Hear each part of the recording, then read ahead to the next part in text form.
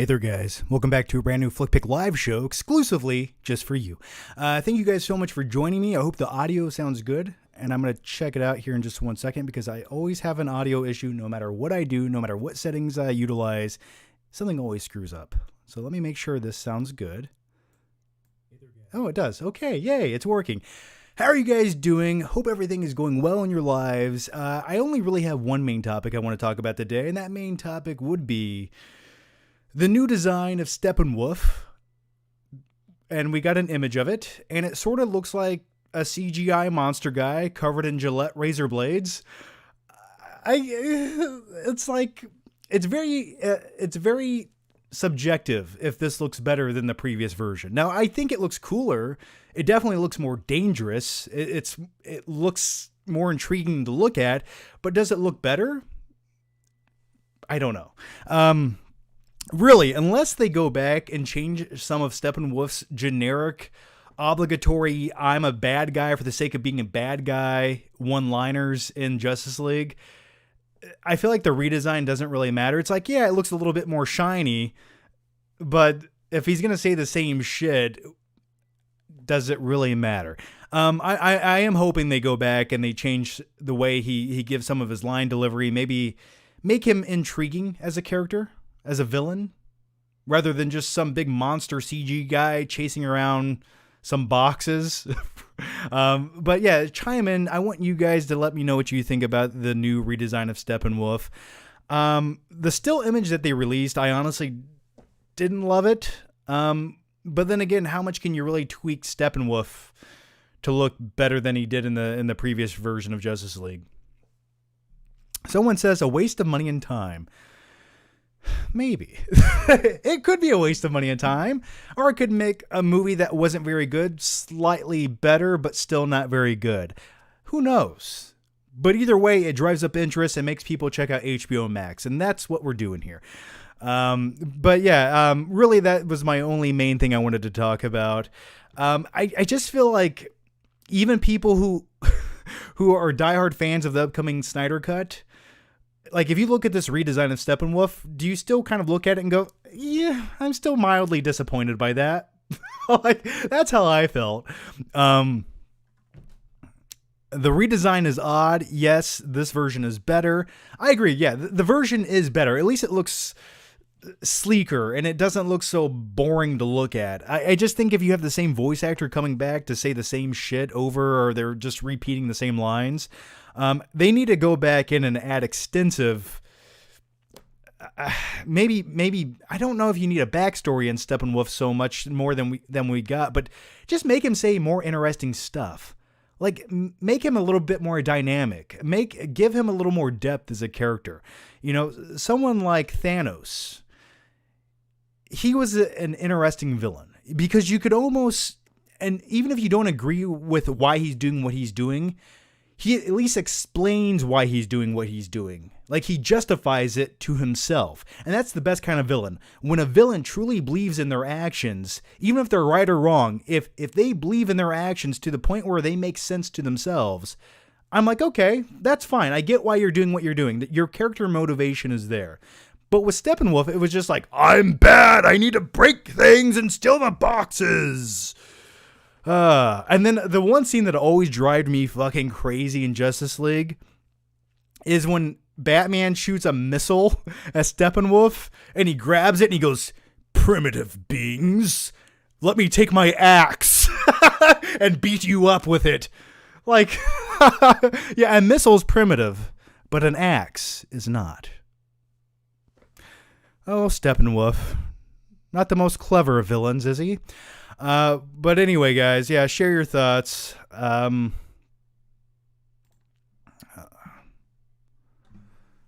Heard it's a 6-part series. Yeah, the Justice League, yeah, it probably will be a 4 or 6-part series.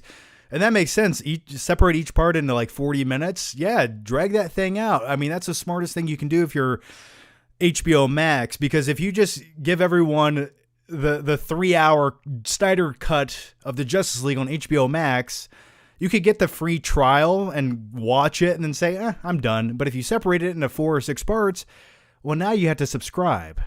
And now you have to keep paying that fee to finish the entire series, or you can illegally download it, whatever you want to do. But yeah, it does make sense to separate it into a mini series. I like that concept a little bit. It kind of makes it more fun to watch on a weekly basis. All right, we have some questions here. And by the way, guys, thank you so much for the questions. Let's dive into them. Michael A. Hey, John. Should be a great stream today. I want to be excited for the Snyder Cut, but saying it will be better than 2017 is the lowest bar ever. Yeah, I think it'll be better. And I don't want to dive too much into if the Snyder Cut is going to be better or worse. To be honest with you, I don't really give a shit. I wish I did. I just simply do not. I just wanted to quickly talk about the design of Steppenwolf. That's really all I wanted to do.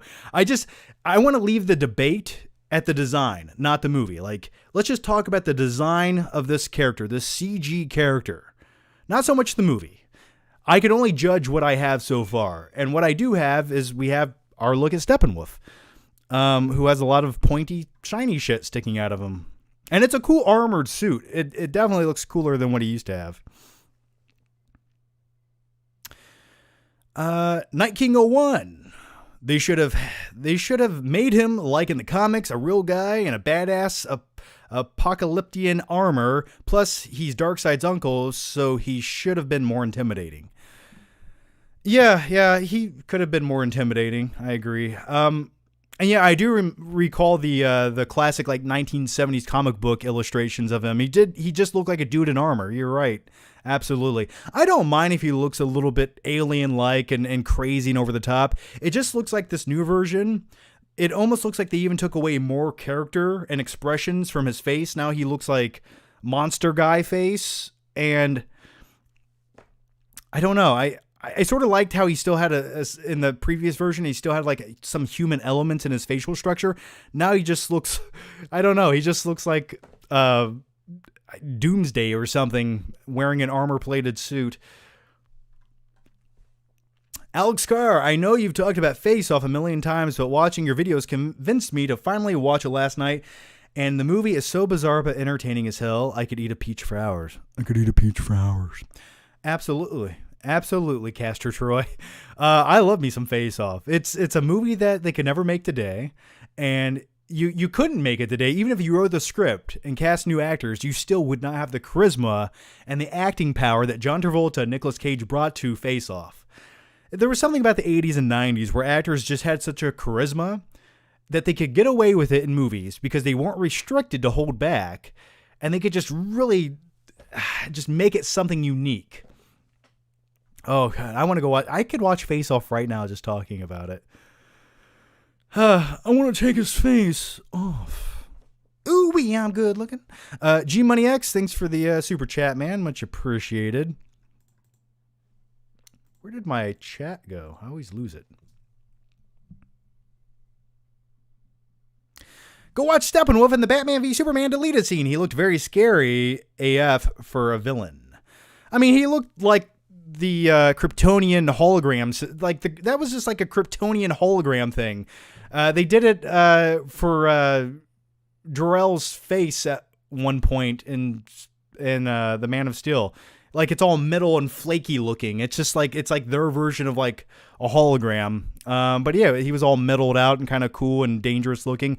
I just thought it was sort of a representation of what he was supposed to look like in that deleted scene, not so much an actual representation. It's almost like looking at a symbol of something, but not the real thing. I thought that's what they were going for in the Batman v Superman deleted scene. But Venom trailer is dropping next week. Cool. Great. That's cool. I'm no longer excited about movie trailers. I'm just simply not. In order to get excited about a movie trailer, I have to believe in the release date after that trailer. And at this point in my life, I trust nothing. And as far as I'm concerned, we're not going to make it to 2021. So that's cool. I hope it's a good trailer.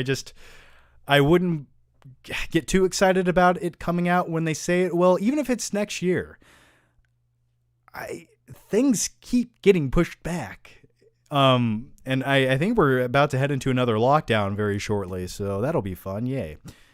Did you visit Chicago lately? No. What an odd question. Why did you ask that? Thoughts on season 2 of Mandalorian so far? I love Mandalorian. That's one show I've liked more and more as time has went on. I really enjoy Mandalorian. I don't think it's perfect, but damn, I do enjoy it. I went back and rewatched season 1 of Mandalorian, and the droid IG. I really liked that droid character. I wanted to see more of him. But yeah, it's one of those shows I've come to really love the more I've watched it. And I will say the only episode this season that I didn't really love was episode 2, which felt like a real big filler episode with the frog lady and Baby Yoda eating little eggs and spiders. It just felt like it felt like sort of just a filler episode. But everything else I really have enjoyed. I really enjoyed the last episode. The first episode was fun. And I think the thing with Mandalorian, once you can accept, it's just a very episodic-like series where he goes into one town, saves the day from the giant monster or the big bad guy of that town, and then goes on to the next. It's so highly enjoyable. And yeah, I really enjoy the character, Mandalorian. He almost at times reminds me of like Batman.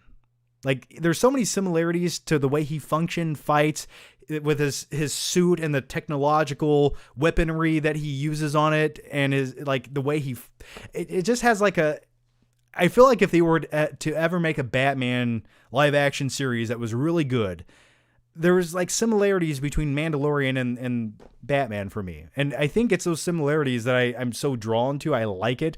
I like the Mandalorian isn't a perfect good guy. He's definitely flawed. He's not perfect at everything. And he definitely gets his ass saved a lot by other characters. Like every episode, like he kicks some ass. He sort of saves the day, but there's a point where he almost dies, but he's so lucky where someone else saves him. Every episode is the same thing. And I'm not complaining. They definitely repeat that over and over again.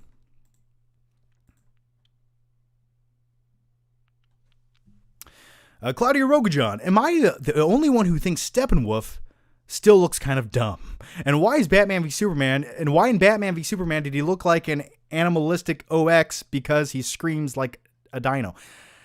Yeah, the new design, his face, it looks, like I don't know. It doesn't.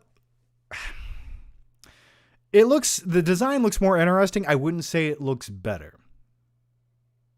But maybe they'll go back and do some pickup lines, and maybe it'll just be more fun. If anything, as long as they make him look more intimidating and make him more of a threat than he already was, then at least we have that. And in my opinion, the new design does look more threatening. Like, I'm like, okay, that looks pretty deadly. And if that's what they're going for, then so be it. I just hope they add some lines back. I hope they rewrite and tweak some of the things in the script and make him say different shit than he did in Justice League. Which, if you're reanimating the character and you can just get the actor back to do some new audio, I mean, that could be plausible. Jordan Wooters, hey John, thoughts on Freaky? I haven't seen Freaky yet. I haven't seen it. I haven't looked at a review for it. I have looked at nothing for it, so I don't know anything about it. I think I did see the trailer. I haven't watched the movie though. Night King 01, look up the new design in the comics. He looks like a badass Viking from hell with a flaming sword and axe. That's what they should have done. I mean, you can't go wrong with a badass Viking with a sword. I mean, especially a flaming sword, nevertheless. Okay. Yeah, that would be cool.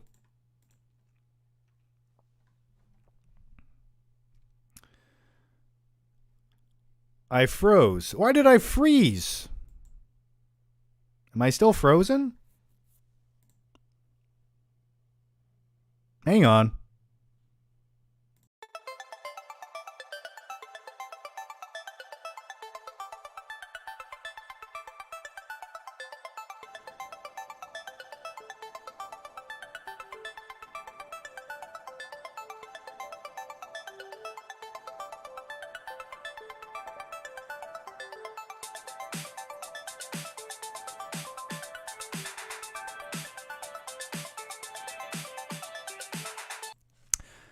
Why the heck is this frozen? Hang on.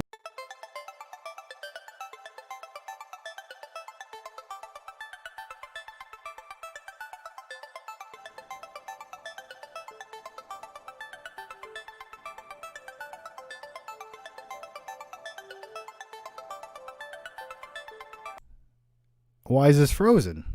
Ah!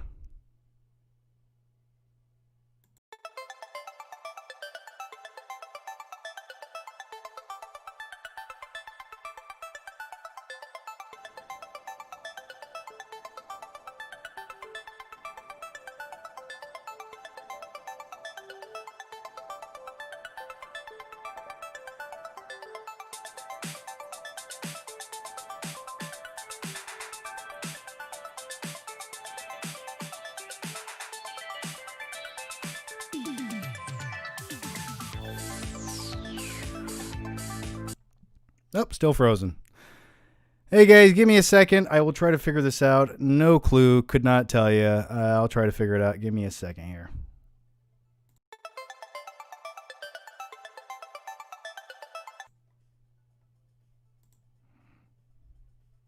This. Still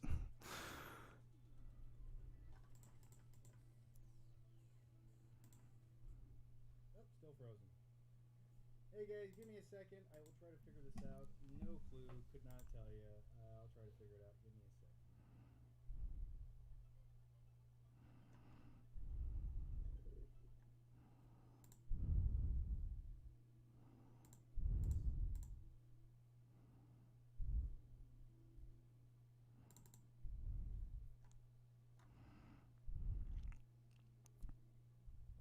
Bear with me, guys. I'm still here. You know, if something didn't go wrong, it wouldn't be a live stream. That's my motto.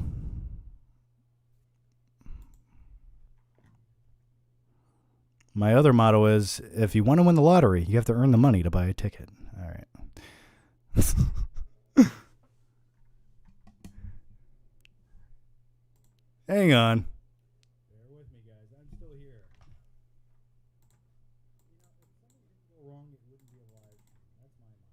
My other motto is, if you want to win the lottery, you have to earn the money to buy a ticket.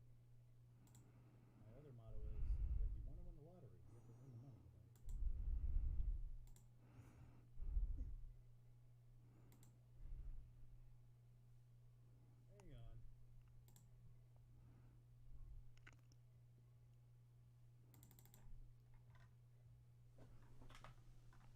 Oh, let's see. Let's see if this fixed it.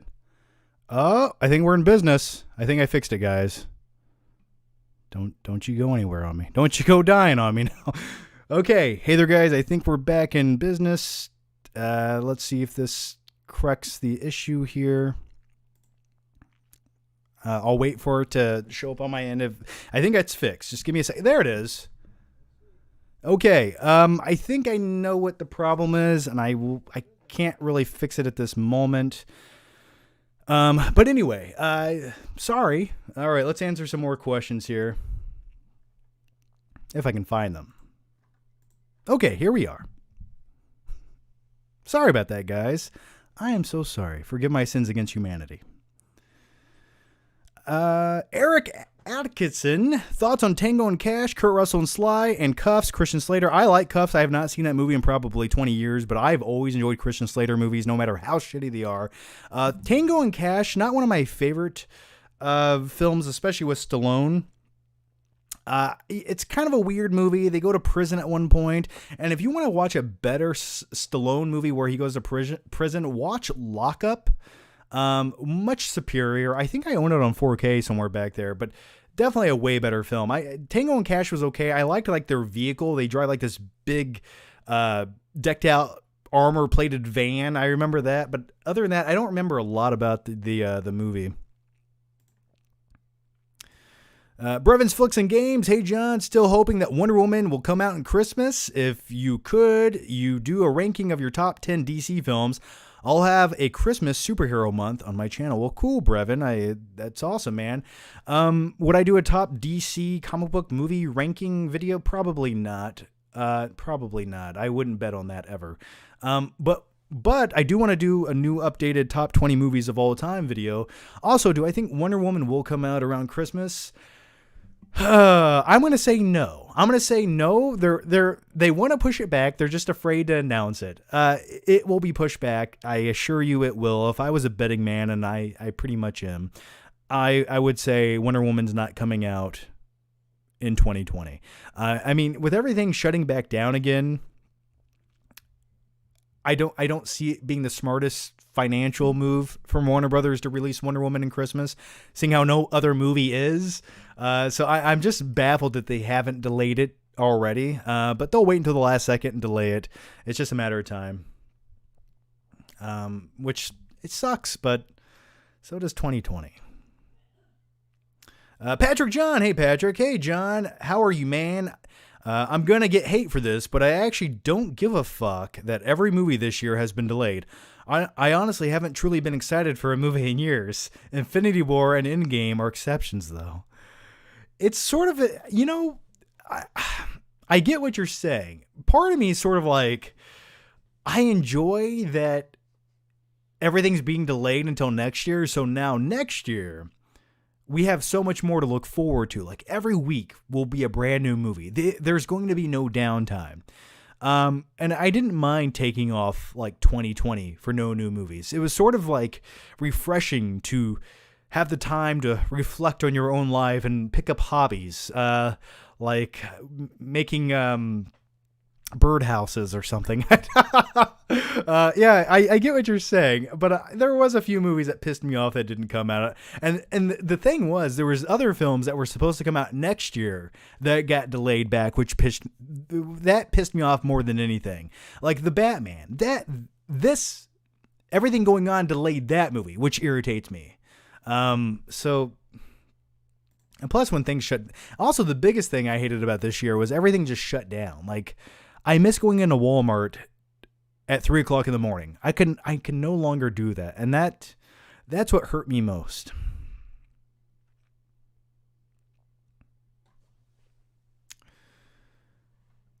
Lucas Bernowskowitz, why do you think Saul Goodman deserves a good ending? He did launder Jesse and Walt's money for most of Breaking Bad. Yeah, that's fine by me. I like Saul Goodman. He's a terrible guy, but he also has a good heart deep down inside. He's an interesting character. He's a likable guy. And I don't know. Maybe it's because of that. I enjoy him.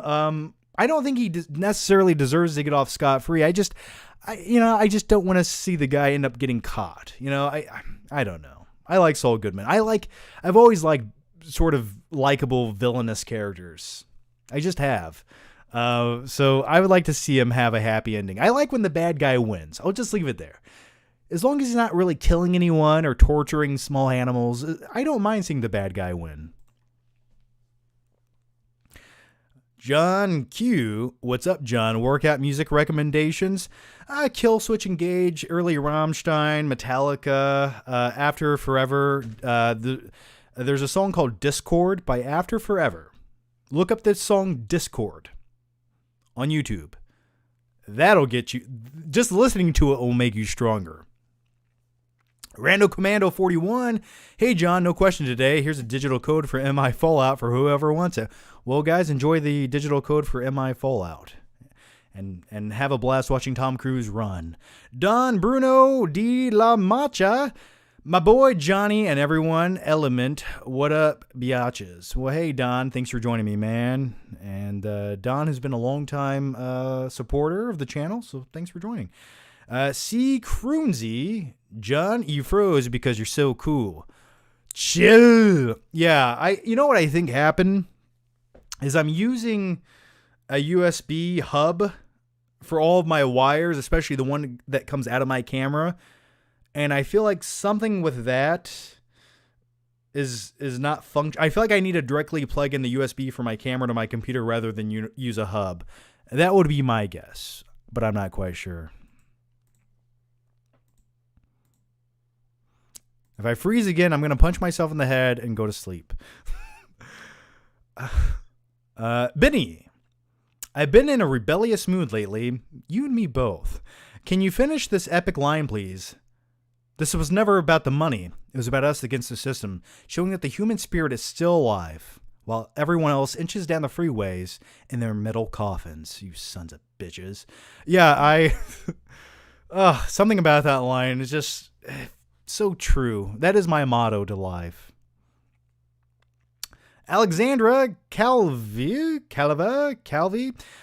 will you do a Black Friday video? I don't know what the hell that Black Friday video would be, because Black Friday isn't a real thing this year. It's just a continuous slew of sales of shit I don't want and don't need to impress people that I don't like over the course of November. I mean, I guess I could go into November and show you guys some vacuum sweepers on sale by 10%. That would be fun. But as far as movies and all the cool shit and the excitement that comes along with Black Friday, well, that's dead and gone this year because, well, 2020 once again sucks. So as far as doing a Black Friday video, I don't really have, there's no reason to do it. I don't know what I would show you, to be honest. I mean, there's some movie deals that you can look at online, but nothing's that great or groundbreaking. There's nothing that gets me excited about it. And if I'm not excited, I can't push record on that video camera. I would love to do a Black Friday video. I truly would, but there isn't really going to be a Black Friday. So how do I do that video? I might as well just go to Walmart any random day of the week and say, here's some movies. The deals aren't that good, but they exist. Rick LP, Shia LaBeouf, horrible actor, thoughts? Yeah, he comes across as just a fidgety kid in every movie. But lately, since he's sort of become a crazy adult, I don't think he's a terrible actor if you just cast him in the right role. When he was younger, like during like the first Transformers movie or movies like Disturbia, he had a certain likability about him that fit the roles. But lately, I haven't really seen a movie of late that he starred in that I was blown away by. He was good in Peanut Butter Falcon. I thought his performance was fine in that. But I can't really think of much else. Jordan Wooters, hey John, do you get excited for Christmas? Also, favorite holiday movie? Oh, I get excited for Christmas. Absolutely. Something about the smell of cinnamon in the air excites me deep down inside. Yeah, I love Christmas. And the thing I like most about Christmas is just, I like the lights. Like when you have a Christmas tree in your living room and you have the lights and the Christmas bulbs on it and you're sitting beside it and the glow of it, that magical electric glow is filling up the room. And it sort of makes everything a little bit more cozy. Obviously, you can tell I like lighting. Ambiance is what I do. My favorite holiday movie of all time would probably be Home Alone. If I said anything else, I'd probably be lying to you. So I think Home Alone 1 and 2 are truly the most magical and mystical Christmas movies. They have the most rewatchability for me. There's a ton of other Christmas-related movies that I really enjoy, and Halloween-related films as well. But I think Home Alone is the ultimate holiday movie of all time. I combine Home Alone 1 and 2 into one. I just do. And if you think that's wrong, well, I don't want to be right.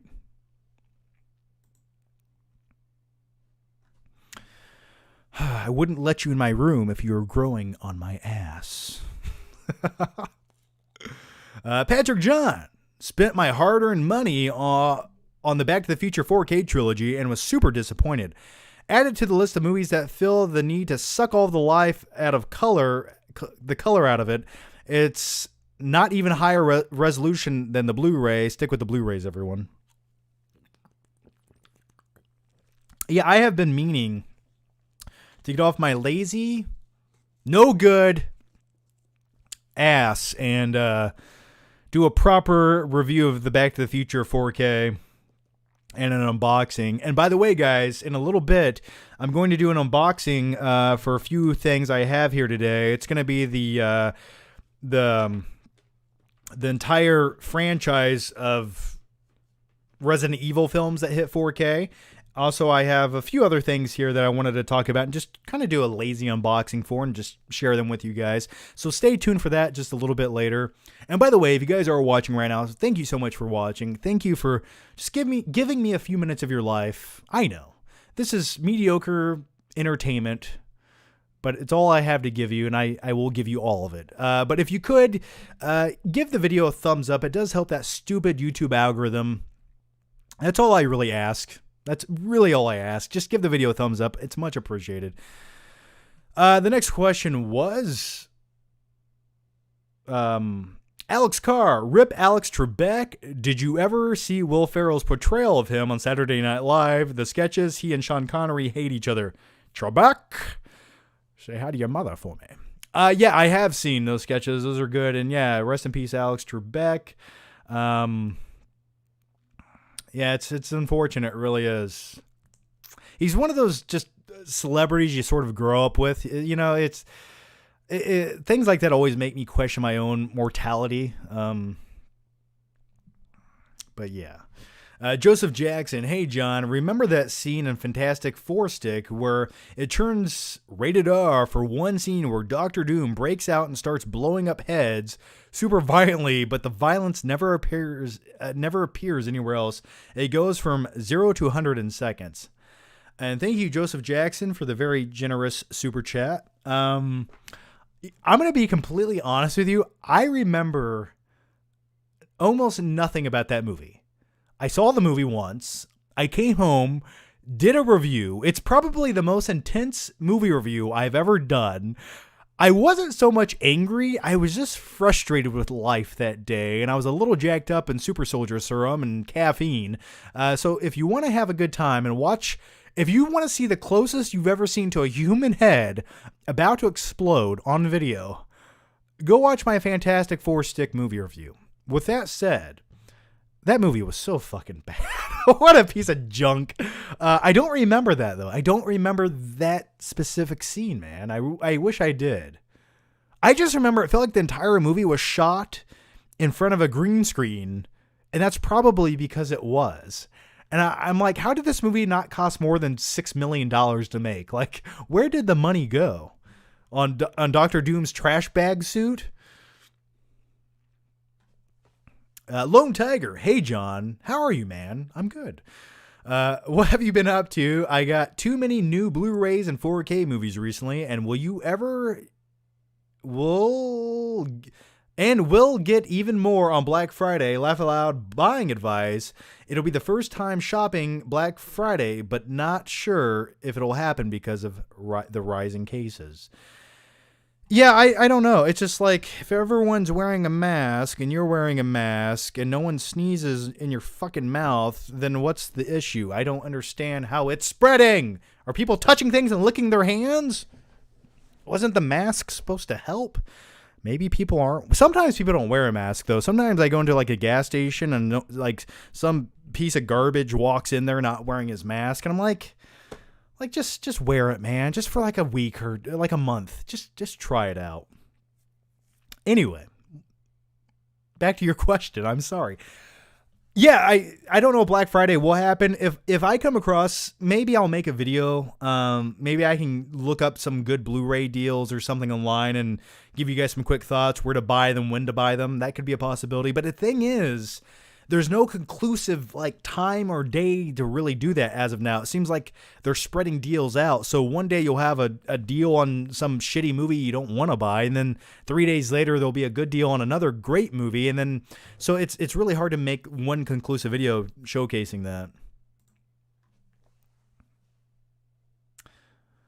Mike's Movie Madness. Hey John, how are you doing? Well, I'm doing well, and thank you guys all for asking. I'm doing pretty good. It just been busy with a few things and trying to get things. There's some things I'm trying to get done. It's just adult stuff I'm trying to get done, and it's just really time consuming. However, though, I did get my home gym in order. I had my first workout in probably the better part of 9 months the other day, and I will say I was so sore after I didn't even do that intensive a workout, but I was so sore afterwards that I just like it reminded me of like the first time I really worked out back in 2011. I was like, wow, like my muscles have atrophied into nothing. And so, but it felt good though. The soreness felt good. I just bought the Challenger from Nightcrawler. Can't wait to drive it around. I don't know if you're joking or what. You just bought the Challenger from Nightcrawler? That's pretty cool. Cool, man. Swing by and pick me up. Let's go get some Chinese food. Chris P. Bacon. Hey John, have you ever watched Greenland yet? I give it an 8 out of 10 and maybe Gerard's best performance after King Leonidas in 300. Most of the movie is actually not stuff getting destroyed by comets, but that's okay. How the fuck did you see Greenland? Did you see it early or something? It never got released here. They actually delayed it indefinitely. It was supposed to come out, but it never did. So maybe you saw it somewhere else early on. Yeah, I haven't seen it yet. I want to see it. And I do agree. I like Gerard Butler. I do. Anytime Gerard Butler attempts to do an American accent, he kind of always talks like this because he has such a heavy Scottish accent that usually the way that someone with an accent achieves an American accent is they try to relax their throat to sound more American. And he can't quite do it. He's a likable guy. I like Gerard Butler, but he cannot pull off an American accent. Hi guys, I'm Gerard Butler. That's what it sounds like to me. And anytime Tom Hardy has to do an American accent, he always kind of has to talk like he's from Boston or something. Tyson Sherborne, do you believe the rumors about Pattinson causing problems on the Batman set? I personally think it's BS and haters. Love the vid since 2013. I don't know.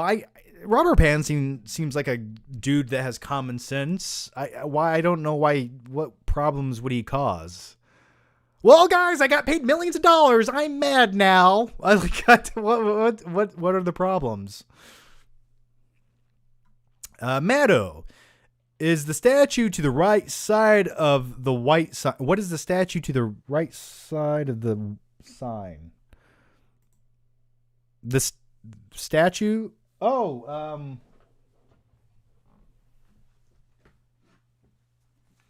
you mean my Slimer? Is that what you mean? It smells like ooze. A little bit. Yeah, it's just Slimer, man. It's just a plastic hollow piggy bank, actually.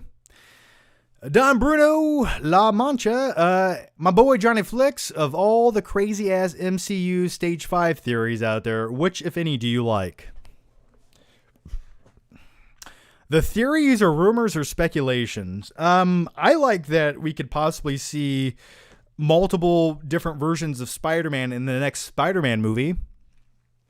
That sort of excites me. I think that's really cool.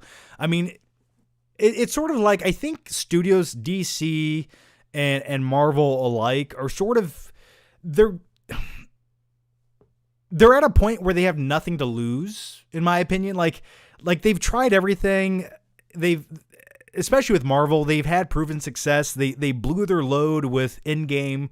They did it. They had 20 movies leading up to one, and they did it. And now I think they're at a point where they're just going to give people exactly what they want with crazy fan service. So when it comes to like MCU, including all the different versions of Spider-Man, or at least a few different versions of Spider-Man, like Tobey or Andrew Garfield's Spider-Man alongside Tom Holland's, to fight maybe like the Sinister, however many they're going to include, the Sinister Six or whatever they want to do. That to me is really awesome. Like, I think that would be the ultimate Spider-Man movie. And I hope they do that. That's which one I'm most excited about.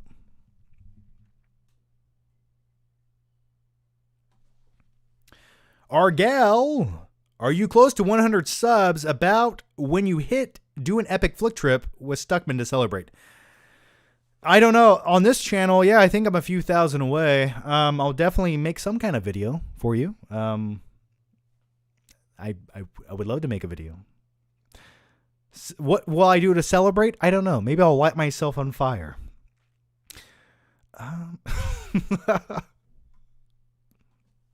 Night King 01, you said the line wrong, John. Do it again. What line? I don't know. I don't actually say any of the lines right, ever. I just give my own interpretation of how I like it. Claudio Rogajon, did you ever notice the random Thomas Jane Punisher cameo in Spider-Man 2? Mary Jane runs by him in her wedding dress, and he looks at her, no joke. I don't recall that cameo scene whatsoever. I'm going to have to look into this now. Huh, that's kind of cool. I mean, why do you assume it was the Punisher though? I mean, I'm not debating if it was Tom and Jane, but why is he wearing the Punisher outfit or something? Then that's kind of cool. I like that. Oh hi Mark, finally saw 8mm, suspenseful with plot holes, but good. 8mm has no plot holes, okay? None. It's a perfect movie. Yeah, it probably does have a few plot holes. Yeah, it does have one or two, but they're okay. You kind of forget them when you're watching the movie. Losers whine about their best. Least favorite movie about politics. Mine are the Star Wars prequels.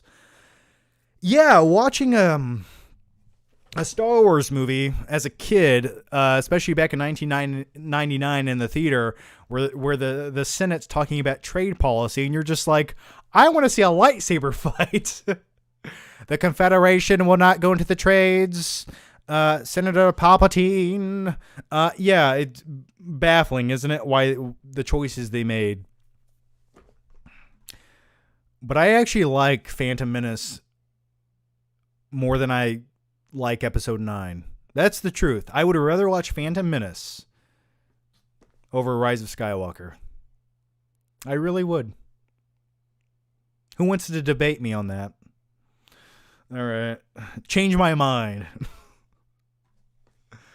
Argal. John, did you remember to watch Behind the Mask? I watched the trailer Behind the Mask, man, and I didn't want to watch the movie after I watched the trailer. Something of it, like I wasn't. It looked very amateurish, and the trailer didn't sell me on watching the movie. Maybe the documentary is great, but the trailer was, in my opinion, not that great. Obed or Zaga. Either they don't know, don't show, or don't care about what's going on in the hood.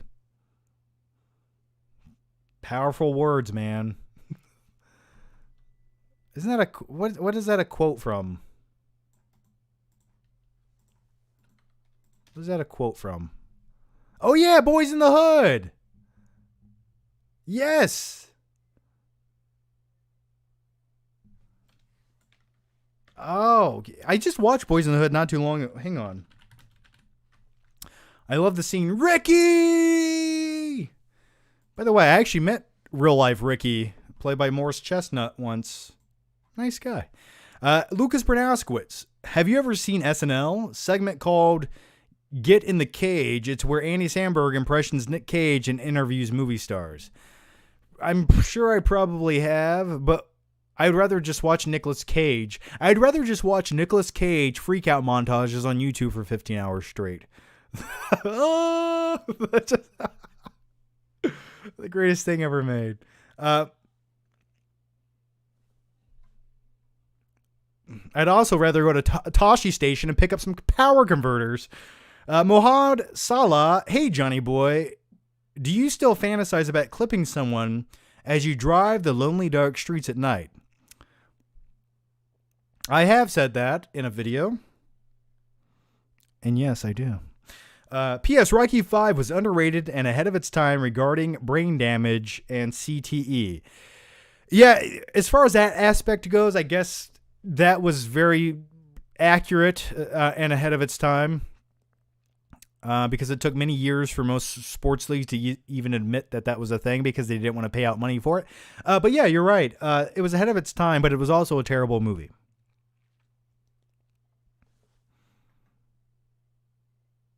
Night King 01, laugh out loud. Your head almost went Scanner's Fantastic Four stick. It did. Indeed, in that video, there was a vein pulsating out of my fucking forehead that looked like it was about to pop. Alex Carr, I'm going to be honest with you. Home Alone 2 is a great movie. Take out that bird lady and it's amazing. Tim Curry is easily the best part of it. A cheese pizza. Absolutely. Yeah, the only thing off-putting and unbecoming about Home Alone 2 is the bird lady. I can't look at her when I eat. I refuse to eat when she's on screen. I can't do it. She's too gross. And also they romanticized being homeless a bit too much in that movie for my taste. And also, I just love the end of the movie where everyone's opening up Christmas presents in their huge hotel suite.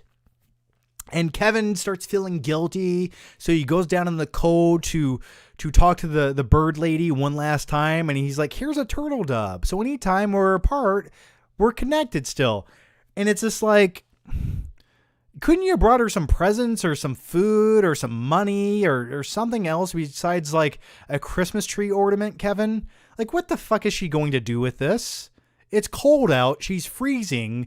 Meanwhile, your family's upstairs opening up like boxes the size of small cars. Like you could have stole some cash from your dad, Kevin, and gave it to the bird lady to get a room for the night.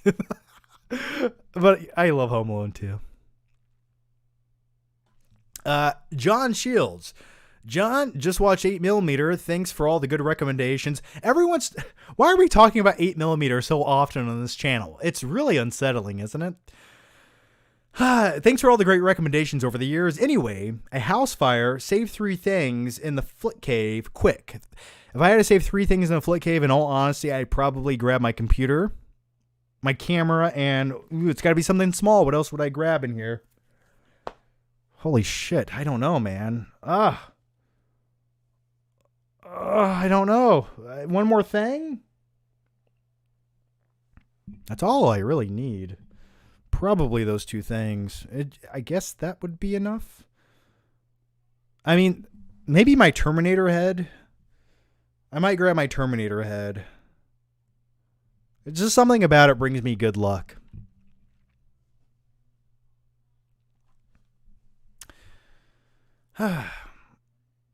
Oh, The Real Mall Cop. Just watched Fantastic Four Stick for the first time yesterday. I hated it so much. I love how we're just talking about Fantastic Four for no apparent reason this entire live stream.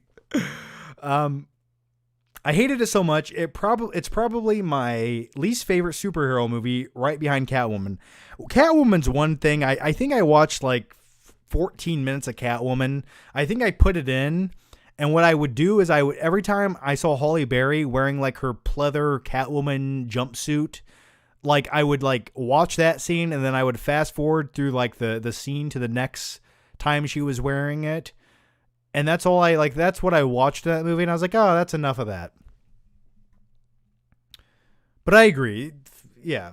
I have so many least favorite comic book movies. It's Joe Mama. So what's the release date on Wonder Woman 1984? And are movie theaters just gone forever? Well, I don't think they're gone forever. They're definitely gone for now. As far as the release date goes, I don't know. I don't have an inside scoop. I just would say it's probably not coming out this year for the fact that where I live now, I believe they just imposed a curfew in the state of Ohio. I could be wrong. But the fact that they're imposing curfews, things are shutting down. There's spikes in cases. People are stupid. Society is inept. I would say Wonder Woman's probably not coming out in the next month. Like, I just don't see that shit happening. But I wish it would, and I would go see it. Maddo. Not the Slimer. The other one is it looks like King Kong or Venom. Oh, yes, that is King Kong. That's the classic King Kong up in his like middle podium where they chain him up in the original stop motion animated film. Yeah, so that's the original King Kong. Yes, you are right.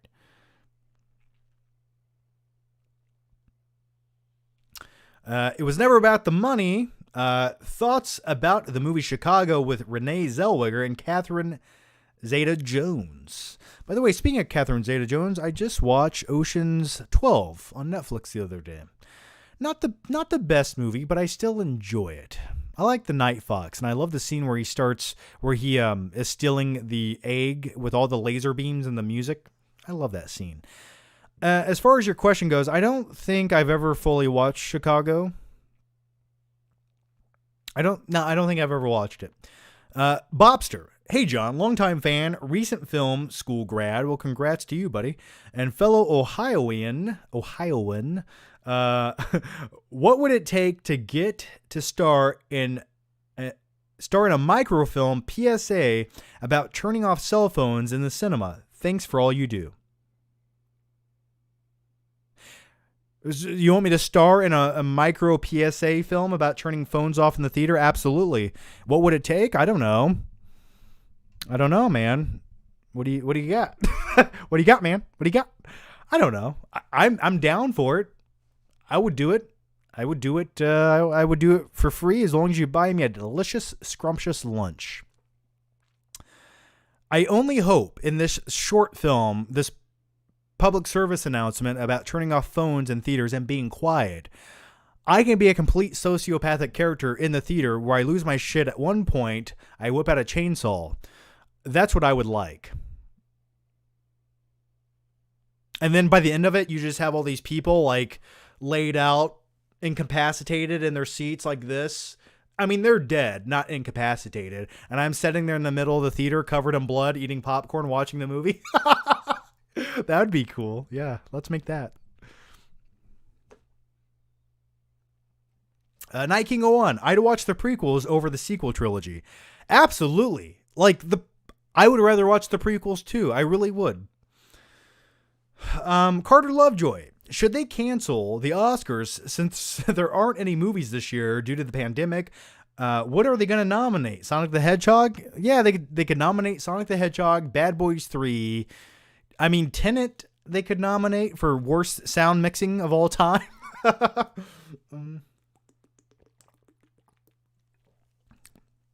Those would be a few of the nominations, yeah. I really don't know what they're going to do. I mean, then again, how the hell are they even going to have the Oscars? Hey guys, we're in an empty room talking about no movies that came out this year with no audience watching this show. This is fun, huh? I think they should just cancel the Oscars. Then again, I think they should have canceled the Oscars 20 years ago.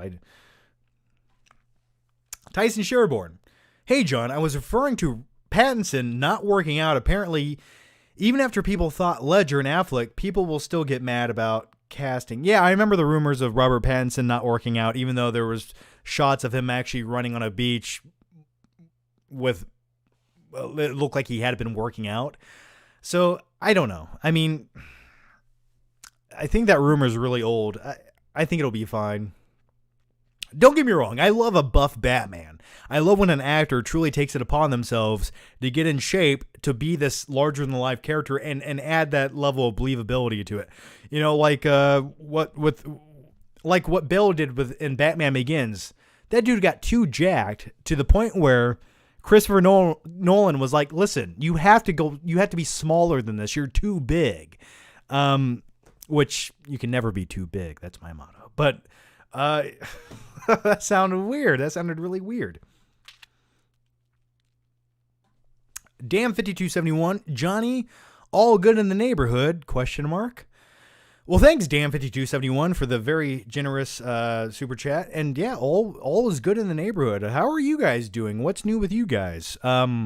And by the way, in a few minutes, once I catch up on your glorious questions, I will do an unboxing for a few new Blu-ray releases. Also, I want to introduce, while I'm remembering things right now, because I never plan on exactly when I'm going to do a live show. I kind of just get in the mood to do it whenever I want you guys to look at my stupid face talking to you. But I want to introduce a few new segments on the live shows, and I need a few little simple stupid intros made for them, just like 10-second, 8-second intros made for them. So I need to somehow figure out how to make those, or if any of you want to make a few intros. Really simple stuff. I'll give you a little bit of money if you guys have the talent and the technology to make it happen. But yeah, there's a few new segments coming to the live show, probably next week. One of those, and I'll just give you guys a few little details. One of them is going to be called Magical and Mystical Movie Memories. Look forward to that. Oh, speaking of segments, Michael A. Hey, John, are we doing the last 5 flicks segment? Mine are Wizard of Oz, True Romance, Last Tango in Paris, Tenet, and Grand Piano. Yeah, that's another segment I want to start doing. It's called Last Five Flicks. It's just basically talking about 5 movies I watched and why I watched these. That's another intro that I need made. So, yeah, those segments will be coming. Not in this live show. I wasn't even planning on doing this today. It just had been a while since I did one, and I missed you guys, I guess you could say.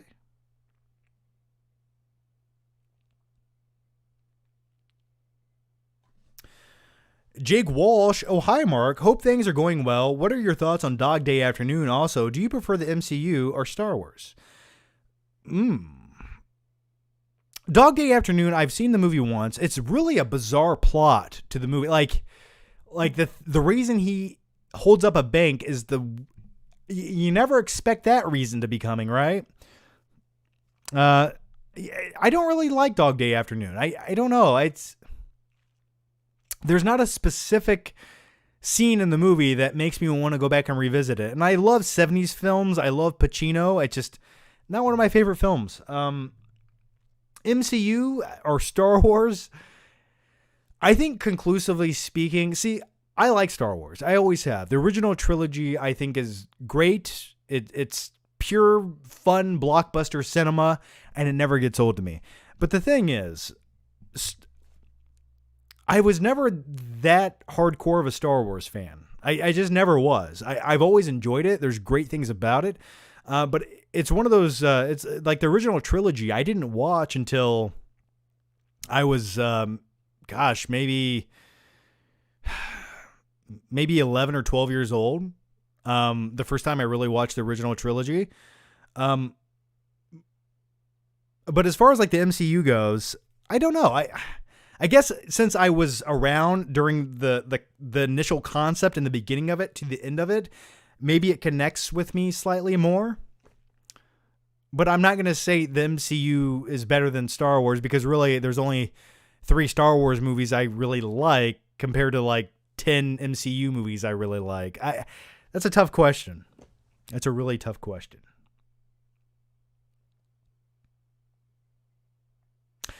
But I will say this. I think if you had to get rid of one and keep one, I think the original Star Wars trilogy is much more pivotal to cinema history than keeping like the MCU films. So if I had to snap my fingers and delete one, I would probably keep Star Wars.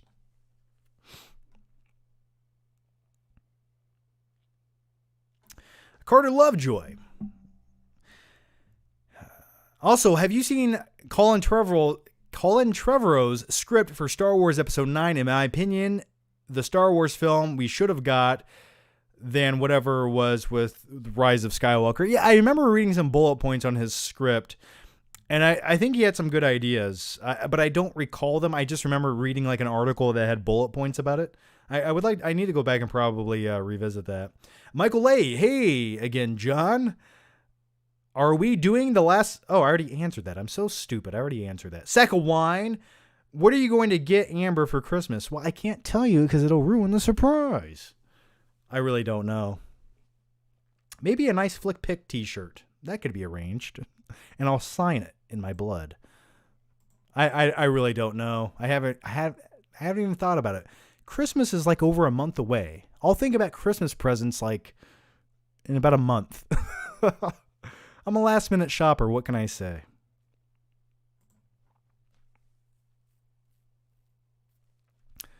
Holy, we got more questions about Fantastic fucking Four Stick. Why? Why? Sack of wine. What are you? Oh, sorry. Maddo. Hey, John. Speaking of Fantastic Four Stick, my dad bought the Blu-ray Steelbook, and I stole the digital code out of it. So now I have a movie staining my digital library for the rest of my life. I can't even remember if I watched it or not. Well, the best thing for you to do is take whatever hard drive that digital code is stored on and destroy it right now with a hammer and burn it. F-Ball87 had the pleasure of watching I had the pleasure of watching Fantastic Four Stick in Fort Wayne with you opening night. Since we're on the subject, thoughts on Fargo show if you've seen it. I have not seen the Fargo show. Love the movie. Oh, don't you know? I love Fargo, the movie by the Coen brothers. So you watch Fantastic Four Stick with me in the same theater? Did you say anything? Did you come up to me and talk? Did you Let me know. Or did you just see me in the distance? I want to know these things. Let me know. F Balla 87. I want to know. Max Neugenbauer. I love The Rise of Skywalker. I think it is far better than the prequel trilogy. At least Rise of Skywalker didn't have annoying Jar Jar Binks. Fair enough. But it also had a lot of other dumb shit in it that didn't make any sense. And Jar Jar Binks is one of those things. It's just like, I don't know. It sort of makes you appreciate the better things in life when you see Misa don't know. PC Master Race. Hey, John, is there anything more awkward than watching a movie with your parents and a sex scene comes on? Has it ever happened to you? Many, many of times. And it is awkward. Sometimes it is awkward. Yeah. Not going to lie. It really is. But thankfully it hasn't happened in many, many years. I remember seeing Titanic with my mom, and the scene where Jack draws Rose. I remember thinking like, this is kind of awkward, but Joe Mama.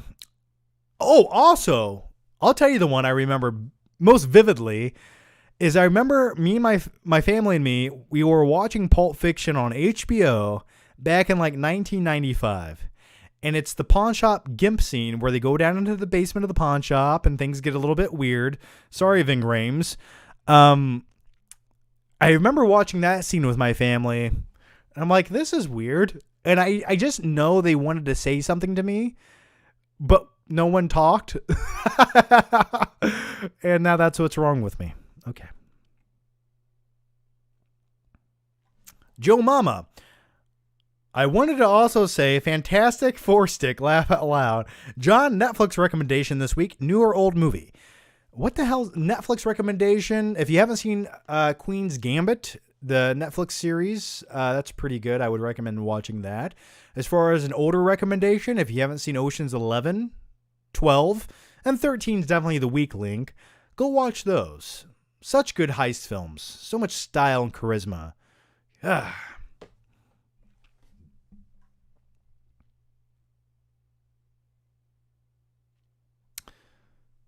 Okay. Don Bruno de la Mancha, my boy Johnny Flicks, you are a sociopath, but end up holding up a taser gun. Then the first person that opens their cell phone, the usher starts shooting real-time taser guns. After the first week nationwide, no more cell phones. Yes, everything you said is true.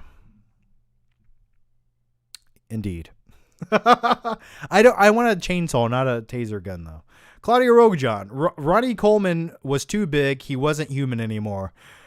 Yeah, he just looked like a bloated muscle. He was a big piece of bubble gum all chewed up. There was nothing like aesthetic about it. Like he looked like Labobo. What is it? Labobo from Double Dragon, the game and the movie. Look up I think the name's Labobo from Double Dragon movie. It's this guy all jacked up on juice, and he's like a big bloated muscle guy who looks like he's wearing an inflatable suit. Tyson Sherborne. Hey, John, thoughts on Indy 5? Ford is getting up in age, but James Mangold is a good director and is one of the best directors out there. I feel mixed. Yeah, I have faith in the movie if it can ever be made anytime soon, but Harrison Ford, once again, is in his 70s, or is he pushing 80 now? It's crazy. I feel like if the movie is not made this year, if principal photography does not wrap in early 2021, then the movie, just let the idea go. We have the original 3 movies. We pretend like the 4th one does not exist, and it's fine. But if they're going to make it, they need to hurry up and make it. Don Bruno de la Mancha, killing it with the questions, man. Thanks. My boy Johnny Flicks, what is your favorite under-the-radar comic book movies? Mine is Scott Pilgrim versus the World. I liked that movie from a stylistic approach, and some of the comedy was really funny. Some of the fight scenes were fun. Some were a little bit repetitive. I always really enjoyed Kick-Ass. As far as like a comic book movie goes, I thought that was maybe a little bit underrated in my opinion. I think one of the most underrated ones of all time is definitely, and by far one of the best, is definitely V for Vendetta, which is widely known by this point. But the plot of V for Vendetta could not be more true than it is in 2020. If you believe in conspiracy theories, at least for me it is. It's so relatable, and I really enjoy it. And vigilantes rising up wearing masks to go against a government who poisons their own society, and then they release a vaccine at the right time to gain control. It's just very relatable. That's all I'm going to say. So probably V for Vendetta is my favorite. Also, another great comic book flick is Blade, the 1998 Blade. It's rated R, Wesley Snipes kicking ass, and they have a great techno music. Can't go wrong with Blade.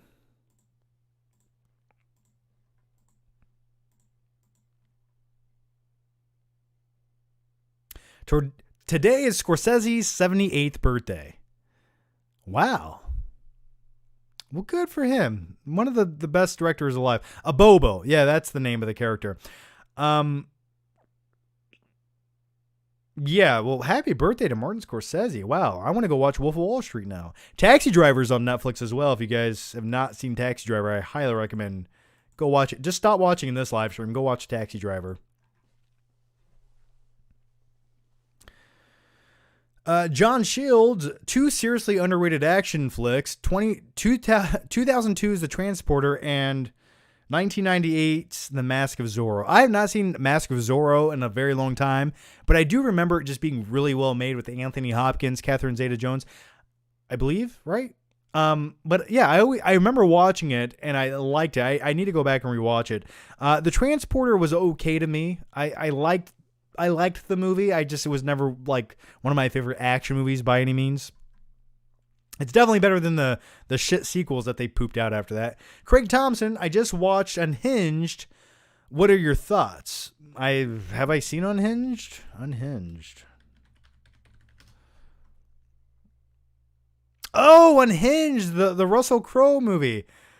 No, I had a chance to watch a screener of it. I didn't even have to go to the theater. And I was going to watch the screener, but it expired right before I got a chance to watch it. I don't know. You got to be in the right mood to watch that movie. Like watching Russell Crowe have road rage for an hour and a half. I just don't feel like watching it. I'd rather watch another movie with a more compelling storyline. Did you like it? Oh, hi, Mark. Ever see Bride Wears Black? I have not. A 60s French film. It's recently on TCM channel, like at 3 a.m. Some similar things to Kill Bill. QT claims he never saw it. Maybe he didn't. But then again, I mean, there's so many borrowed ideas in every movie. There's some movies I watch, I'm like, they blatantly stole that from something else. Maybe he never did see it. I don't know. I haven't seen it, so I don't know if the claim is true. My name is Morgan Freeman. Thoughts on the movie Crash? It's considered one of the worst Best Picture winners ever. Yeah, it's definitely a very generic, on-the-nose, contrived movie. I have seen Crash. I watched it once, and I would never watch it again. But that's usually how it goes with a majority of the Best Picture winners. They're usually movies that win, and no one ever has a conversation about that movie again. Meanwhile, the movie that was the next runner-up to win Best Picture goes on to be like a cult classic, and people go back and revisit it and watch it over and over. So it's usually how it works with the Best Picture winners. Azim the Dream Reviews. John, I'm glad you found a way to be consistent with your channel by doing live streams. Honestly, I've been kind of inconsistent with my channel because I don't know what to really talk about. I want to talk about stuff I like, but that's also relevant. Stuff you like, but is also relevant. You know, that's usually my issue too, man. That's usually my issue too. I find it so hard to be consistent on YouTube. And there's so many ideas I have. I could make them, but for some odd reason, I can't pull the trigger to do it. But doing the live shows, I like. I like it because there's a different level of energy here. It's just more fun to do it. Like, I can just talk to you guys. It's like, I don't know what question's coming next, but I know something's coming. And I like it. It's sort of like, I like to test myself to see how quick and witty I can be. And I don't know everything about everything. I really don't. There's a lot of questions where you guys ask about movies and topics. I have no fucking clue. But as long as I can make it entertaining, I feel like I've done my job. And really, I do these because I get lonely and you guys keep me company. So thank you. But yeah, as far as just talk about stuff, I mean, find a topic that you care about and find a way to tie that into a video to where people will want to watch it. People will watch videos about the most random shit on YouTube. I assure you, as long as the video is good. Alex Weberg, Jar Jar wasn't as bad as the trilogy with no plan. Yeah, you're right. You're truly. Here was my thing with the new Star Wars trilogy. So Disney, they acquire the rights to Star Wars for $4 billion. They spent hundreds of millions of dollars on making the first film with a blatant disregard to where this trilogy is going. Like, how hard is it to get a piece of fucking paper and write down 3 basic outlines for 3 movies and then kind of just stick to that? Like, okay, here's the end point. We're going to get to that somehow, some way. And they couldn't even do that. Like, I don't know. That blows me away. That is everything wrong with the Hollywood studio system right there. The Star Wars, the new trilogy of Star Wars is everything wrong. It truly is. It has no vision, no end point, and they just made shit up as they went. And it more or less just felt like they were utilizing the same old characters for name recognition for the sake of just putting them in there. So you come see the movie, but really the story's lackluster. It gets lost in translation and you don't care about anything. You're getting me mad and angry. Don't get me heated. All right. F. Balla 87, he talked for a few minutes before the movie Magical. He talked for a few minutes before the movie Magical? I don't know what that means, man. Did we talk? Did I talk to you? You came up and talked to me? Give me more info. That was 5 years ago. But yeah, if I did see you there, it was nice meeting you. Alex Carr. Just saying, but I'd rather read Donald Trump's tweets than ever watch Fantastic Four a day in my life. The movie was great. It was gorgeous. Dr. Doom is my best friend.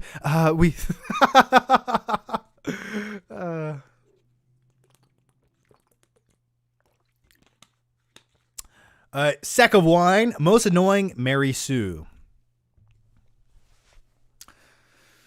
I don't like the term Mary Sue. I really don't. It was never a term. See, what used to happen in Hollywood was when you had a female protagonist who was a badass and could save the day, they just did it. It's almost like her gender didn't matter as much as her character did and her motivations.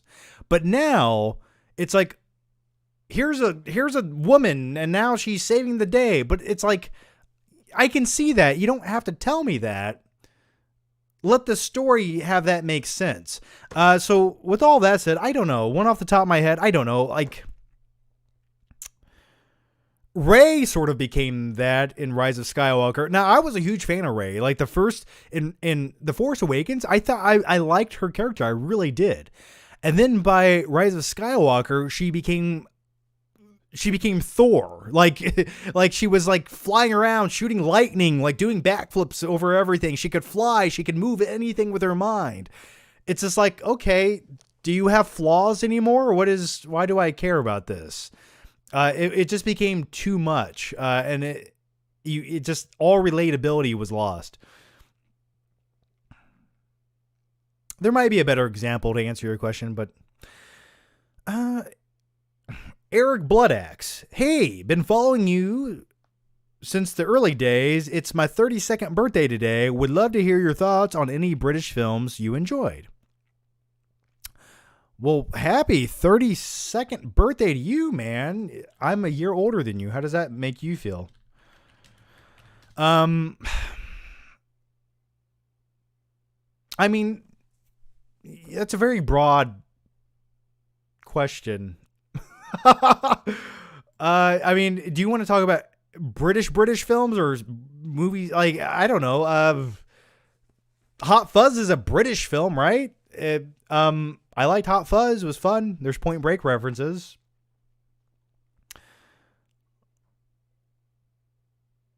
Trying to think of it like a better answer for that. I don't know. Bronson was a British film. I liked Tom Hardy, and that was like one of my first introductions to Tom Hardy. But yeah, I'll go with Hot Fuzz. Maybe that's not the best answer, but I'll just go with it. I like the dry wit. Night King 01, the villains in V for Vendetta were cartoonish. Like the Fingermen in the beginning. Come here, lovely. Yeah, I get what you're saying, a little cartoonish and hokey. But the Chancellor kind of seemed like a real dictator type of character. I don't know if they were overly top cartoonish, in my opinion. I mean, it is a comic book movie. Let's not forget that. You do have a guy in a mask who rhymes everything starting with a V. And the biggest complaint is some of the villains were cartoonish. I thought they fit the theme. Max Neugenbauer, I love the Transporter trilogy. 3 is the best. Max, are you messing with me, Max? I don't believe you. I just remember in Transporter 2, we got up and left. That's one movie we got up and left in. So me and my friend went to see Transporter 2. And there's a scene where there's a bomb under Jason Statham's car.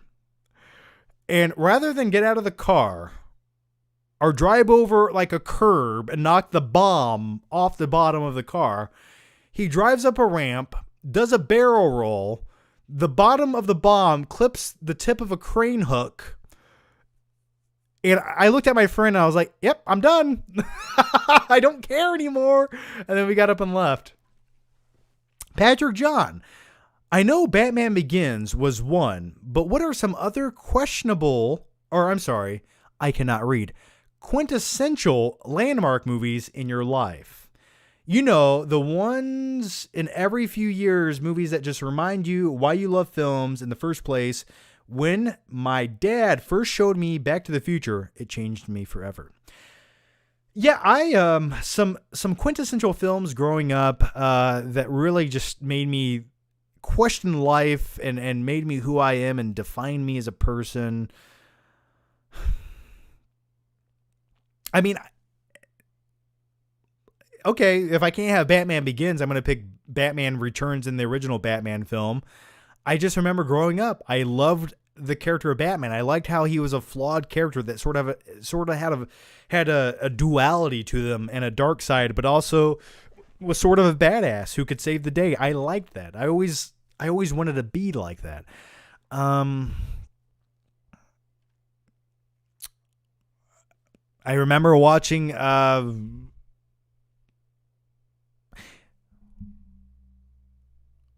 and this is a weird movie, and I think it was ahead of its time, but it's Last Action Hero. And let me explain myself very quickly so you understand what I'm talking about.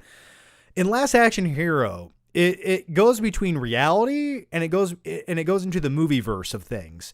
And there's a kid named Danny, and his outlet in life, his outlet from his shitty reality that he lives in, is going to the theater and watching these action movies. And at one point, these action movies become his reality. And I always fantasized about that. And for every reason Danny enjoyed movies, I think we can all relate to this. They're just completely immersive. They're pure escapism. And there's a scene, and I'm getting off topic. Anyway, there's a scene where he's watching the opening to the newest Jack Slater movie, and it's just playing this awesome rock music. And I'm just like, he's sitting in the theater eating popcorn, watching it. I'm like, I relate to that more than anything else in life. Anyway, so those are a few movies I would go with. Matab Khan, hey John, PlayStation 5 can play Blu-ray 4K movies. Awesome. Are you getting me one for Christmas? Because if you are, I'll care a little bit more about that. That's cool, man. I believe the new Xbox can also play 4K movies. I went over to a friend's house last week and we were watching The Mandalorian, and he had a new Xbox and it looked really cool. And he was showing me like the new graphics in Call of Duty. And I'm like, well, they kind of just look like the graphics in the last Call of Duty, man. And he's like, no. If you zoom in on this puddle, the reflection has more detail than the reflections used to have. And I'm like, well, I guess that justifies it.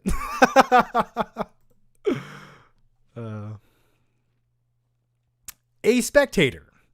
I wish you can hear all the laughter you ensue out of me, and I'm sure the rest of your audience as well. You're a funny dude. Well, thanks, a spectator. I wish I could hear the laughter as well, or the cries, or the complaints of people calling me a stupid asshole. I don't. But either way, thanks for that. I wish I did. Sometimes when I was doing the live streams, I wish I could like hear you guys a little bit. Does that sound weird and creepy? But I wish I could. Yeah.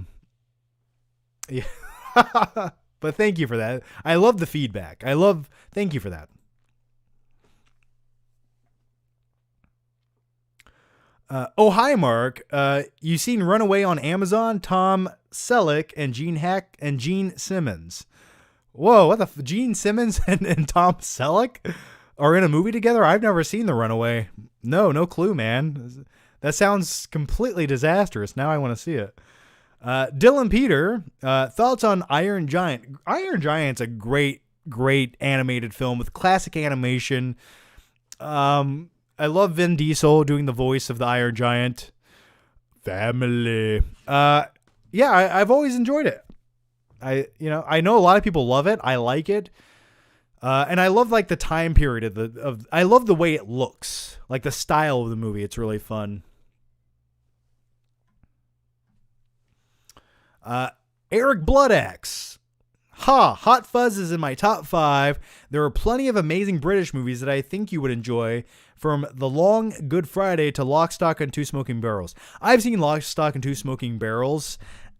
I'm going to just put it out there. I'm not a huge Guy Ritchie fan. I'm just not. I've tried. I've tried so hard, and I'm just not. Like, I like Matthew Vaughn. I think his movies, his way of telling like a very British-esque action story, like Layer Cake, for example, I enjoy much more.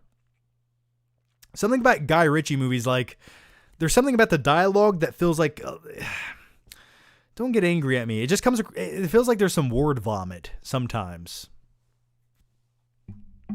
Maybe that's an unpopular opinion, but I'm here to tell the truth. I'm going to tell you how I really feel. Night King of One, V for Vendetta comic, they were more fleshed out.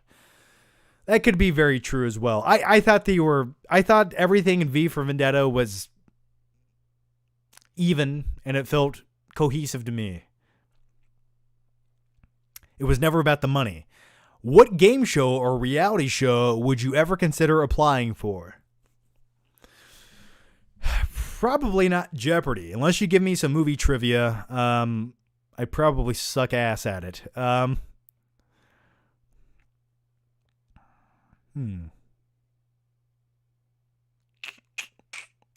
don't know. I think I would do good on Fear Factor, depending on what it is. But that doesn't exist anymore. What's another good reality TV show? Survivor? I don't know how well I would do on that. I'd probably, you know what I would do? I would just lay there in the fetal position until I had to do something. And then they vote me off instantaneously. By the way, speaking of Survivor, I actually, I knew a guy who was on Survivor. He used to go to the same gym as me. But yeah, I've never applied for a reality TV show. I always wanted to do, the MTV shows where they follow people around. It's sort of like documentary style.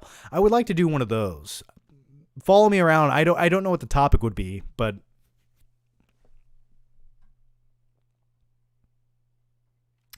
Eric Bloodaxe, new season of Mr. Bean is coming.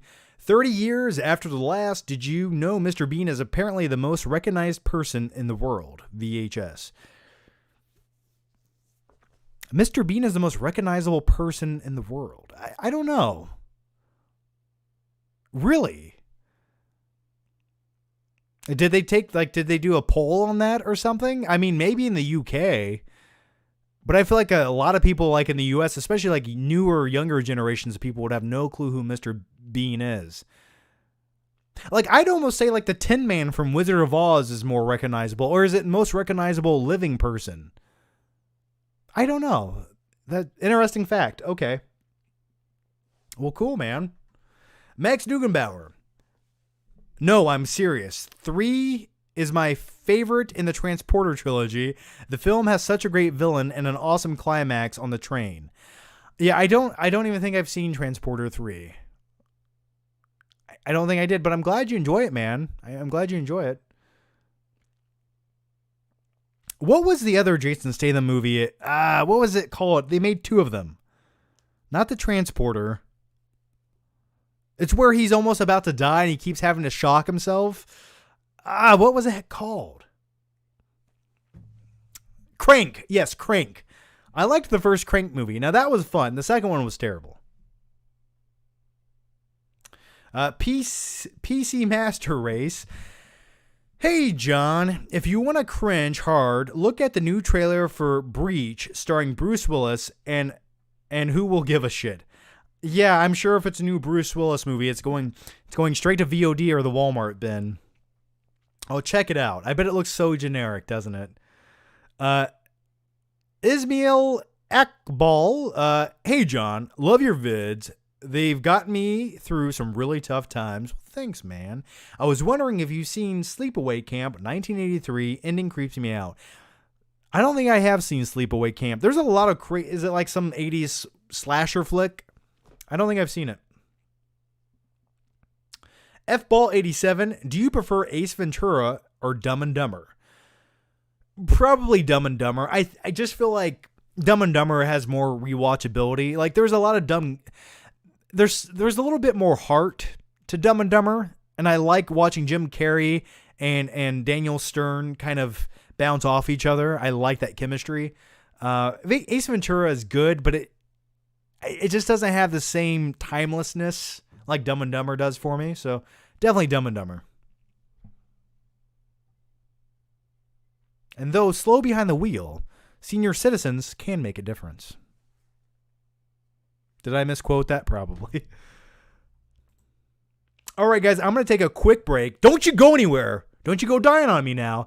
I'm going to take a quick break. When I come back, I'm going to do an unboxing of some new Blu-ray movies, including the new Resident Evil franchise on 4K. And we'll do some other fun shit, and I'll answer some more questions. So right now, as I take a quick break, if you guys want to go use the potty or get a refill on your drink, whatever you got to do it now. And if you guys have any really good, juicy questions, get them in right now as well, and I'll start reading those as soon as I jump back after the quick break, and we'll unbox some stuff. It'll be a good time. I'll be right back.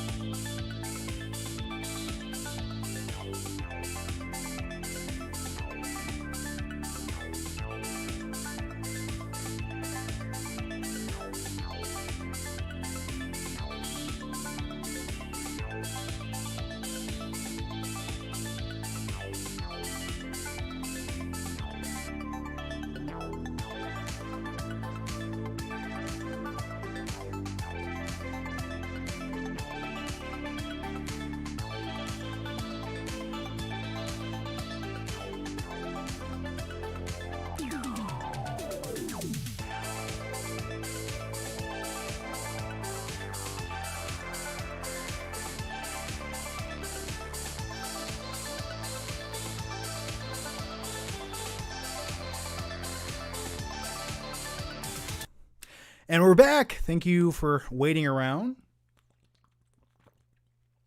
and not going anywhere. By the way, guys, I've been trying to get my new setup together for the last month. And eventually I will make videos, again, normal videos over on the Flickpick channel. And I'm going to make them right here. That's the backdrop. That's where I'm going to sit. And the camera will be over in this area, but I'm currently in the process of like building. There's so much shit you have to do to make YouTube videos. It's crazy, or at least I do. I overcomplicate everything. But I'm rigging up like a microphone system to where the microphone system can come and hang over my head and it's out of frame, but it sounds really good. And then I have to make like a custom tripod mount to this table here. So anyway, that's what I'm doing. And that's the holdup. So just bear with me. I promise you, I didn't forget how to make YouTube videos on my main channel. All right, with all that said, I want to open up something now that was sent to me from Sony, and it's the Resident Evil 4K Movie Essentials. It has all the Resident Evil movies in here on 4K, the limited edition collection. By the way, guys, PS5. So I hope that made Sony happy. And now let's talk about the movies as I open up the rip off the plastic here. Now, before we dive into these movies, and I give you my quick thoughts on them, I will say this packaging is rather nice. I like it. Take this off the back here. I'm going to be gentle when I peel off there we go. Now, that's a nice box. I like the way that looks. I like the color of it. It has the Umbrella Corporation logo right there. It has like a little blood residue on the top. Anytime you can put blood residue on any box set, that's always a plus. I don't care what the movie is. Blood residue on a box set always adds a little something. I'm just going to put that out there. So then you open it up like this. It slides off the top. I like that. That's nice. Okay. And then you have all the movies in here. What is there? 6 movies. So you slide each one out.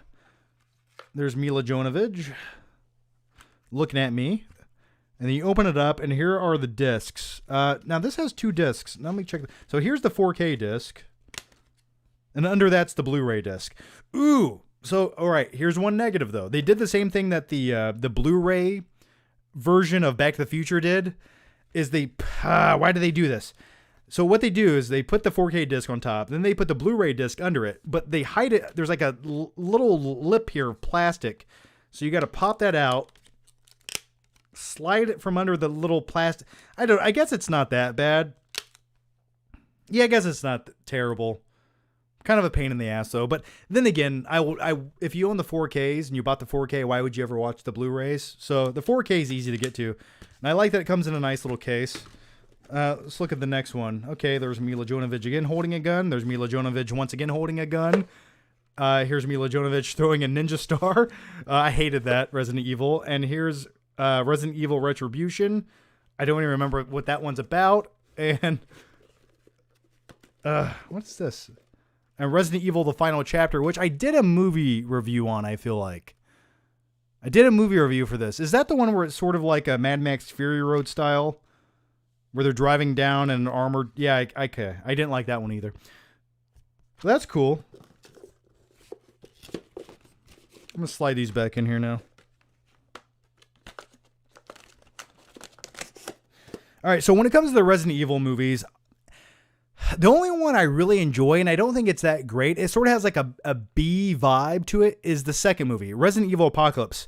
Now, I like Project Nemesis in the movie. I like the big monster character that has a machine gun. He's walking around taking out the SWAT team, and they're stuck in Raccoon City where it's about to blow up. And I just like the apocalyptic feel of that, where they're actually in a city. To me, that felt most like the games. And I felt like that was like almost the best representation of the games. And then everything after that became like a cheap Matrix ripoff movie where I was like, what? I don't even know what's happening anymore. But anyway, yeah, nice box set. I like the way it looks.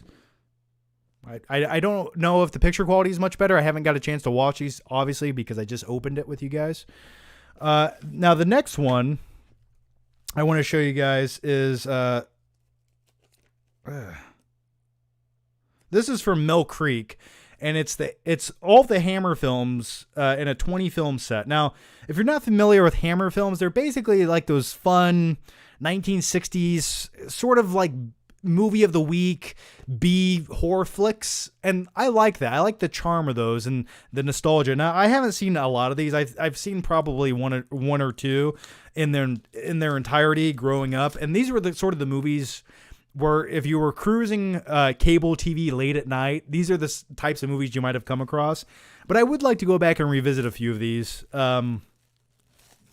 So nice, cool little set. You have like Revenge of Frankenstein, The Curse of the Mummy's Tomb, The Two Faces of Dr. Jekyll, movies like that. So let's slide these bad boys out. Comes in this huge case right here. And when it comes to like these older 1960s films, I love the artwork. The original posters always looked really fascinating to me. And then you open it up and you have all the movies here. You flip through them, you pick which ones you want. That one flipped out of the case. Yeah. So yeah, it looks like on these Blu-rays, they're putting maybe like 2 movies per Blu-ray, which they could probably fit more than that. But yeah, that's cool. Okay. All right, so that's a good way to do it. So anyway, that's the Hammer films from Mill Creek. Now I have one last thing here. And earlier someone asked me the question, John, what is your favorite Christmas movie of all time or favorite holiday movie? And I said Home Alone. So I guess in a way this sort of relates to that. But anyway, it's A Wonderful Life. Now this is a movie I have not watched. This is the 4K version, which I bet that looks really good on 4K. I bet it does. This is the Steelbook edition of it. Now, I have not watched It's a Wonderful Life since I was at my grandparents' house in 1997. Okay. But I would like to go back and revisit it. I know this is a favorite of many people. Let's gently peel off the paper. I want you guys to hear it. Oh, that felt good. So here's the Steelbook of it. I like the Steelbook artwork of it. And there's some tape and shit. And then you have the Blu-ray and the 4K copy right there. So, yeah, Wonderful Life. I'm going to save this for probably closer to Christmas. Go back and give it a watch, especially on 4K. I'm looking forward to that. So anyway, guys, if you guys have any thoughts, opinions on these movies, let me know and I'll read them. And thanks to all 283 of you watching right now. Much appreciated. 2020, it's a terrible life. That's a good one. Yeah, it is. That is very true. Maybe that'll be the long-awaited sequel.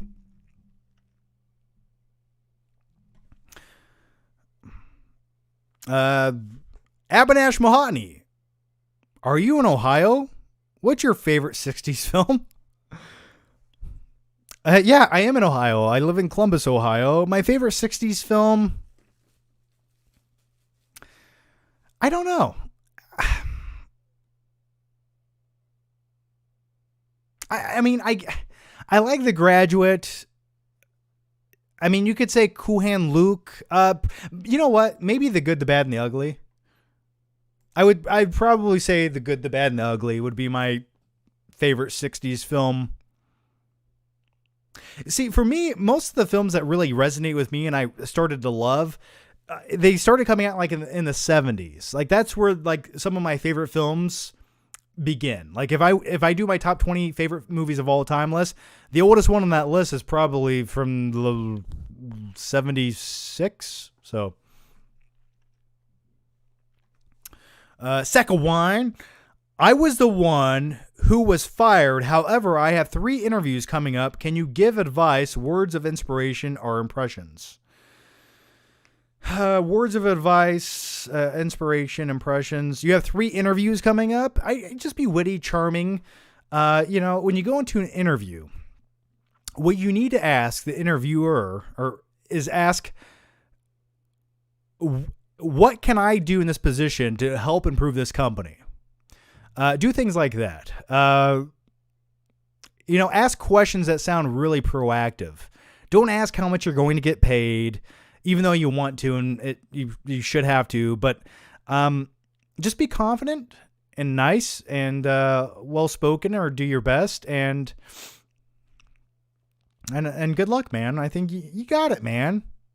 You got to look at yourself in the mirror before you leave the house and tell yourself, I'm the best, I'm the greatest.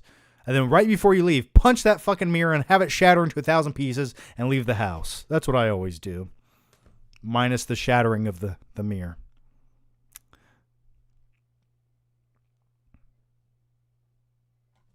Maddo. Fun fact, did you know on Blu-rays, if you start movies through scene selection, you can skip all the copyright FBI warnings and film rating screens that show before the movie begins? Interesting. Yeah, I sort of like those things. I don't know why. I feel like if I watch a physical movie, like I like the opening like FBI warning and stuff. I'm like, ooh, someone's breaking the law, but it's not me right now. Yeah, I kind of like those things. It's like it's part of the tradition of watching it. Claudia Rogajan, excited Zack Snyder's Army of the Dead. I feel the movie is going to take itself way too seriously for the premise about guys robbing a casino and zombies. Maybe, or it'll just be a lot of style over substance type of movie. I don't know. I'm looking forward to the new Zack Snyder Army or the new Zack Snyder zombie flick. I haven't really looked much into it. Is there a trailer coming out anytime soon? Or are they sort of holding off on that? I would like to watch it. Hopefully it's good. I mean, Netflix could use another decent movie. And I love a zombie movie. I just hope it has a real, I hope it's not, I don't know. I wish we had more serious post-apocalyptic movies that had a little bit more realism to them. I would like to see that as well. Those are just my favorite types of movies. They sort of relax me when I watch them.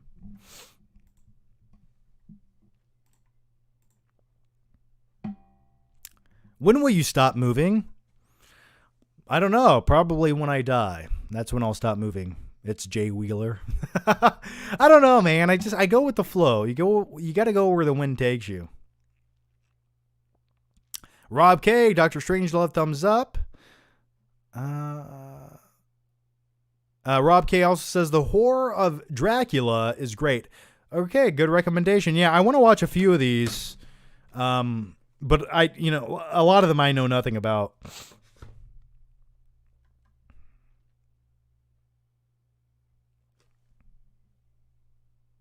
The Blu-ray is going to get scratched up like that. You know, the thing is, people are so afraid to scratch Blu-rays are very hard to scratch. I could take these Blu-rays and throw them across the room 10 times. They're not going to get scratched. They have a nice special coating on them, unlike DVDs where you could just look at it and it would get scratched.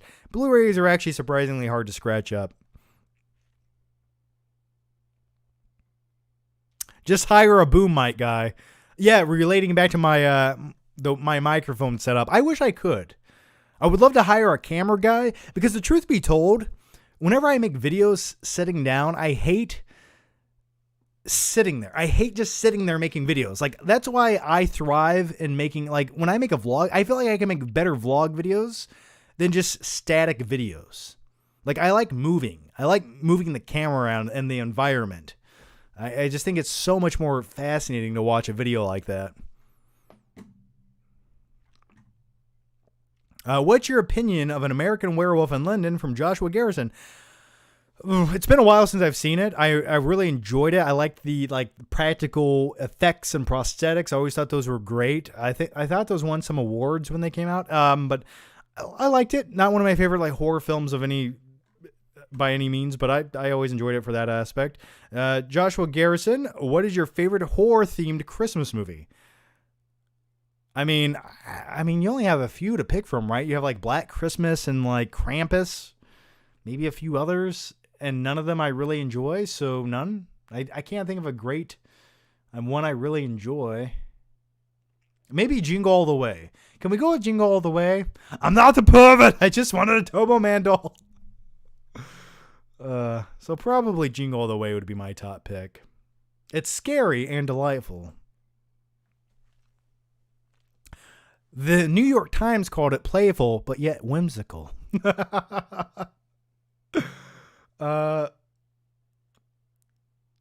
Throw it 10 times and let's see if it doesn't get any scratches. I'll throw the fucking Blu-ray 10. I will throw any of these Resident Evil movies 10 times to see if they don't get any scratches.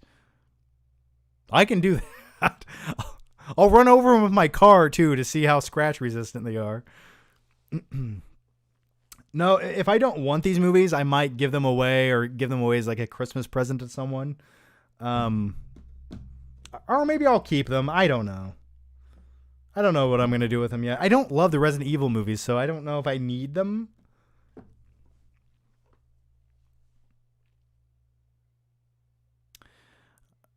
Joshua Garrison, is there any Thanksgiving movies other than Charlie Brown? Yeah, there is. It's called Trains, Planes, and Automobiles. Go watch it, man. One of the best movies ever made. One of the best comedy movies ever made. Please go watch that. That's a Thanksgiving movie.